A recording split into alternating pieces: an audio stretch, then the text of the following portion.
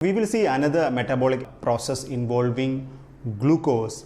So this particular metabolic process is called gluconeogenesis. And what does that mean? The name suggests that glucose is newly synthesized.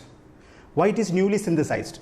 Because there are situations where we cannot synthesize, we cannot process our glucose which is in our body. Such a condition exists in diabetes mellitus.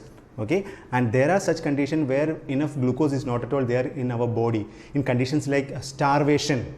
Okay, so what we do is we store glucose in our liver tissues in form of glycogen, and sometimes it happens that prolonged starvation may deplete this glycogen and body is in short of glucose for energy purpose. So in order to substitute such a lack of glucose in our body has got different metabolic processes so that the glucose level is being replenished. Okay, such a metabolic process is called gluconeogenesis.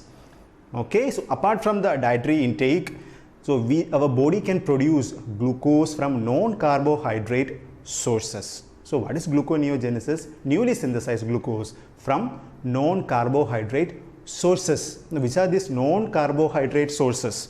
So these non-carbohydrate sources can be a pyruvate, it can be a lactate, it can be glucogenic amino acids. So there are amino acids whose carbon skeletons can be utilized for the formation of glucose. Then there is an odd chain fatty acid called propionate. Propionate can be used to synthesize glucose. Okay, then there is a glycerol, another example.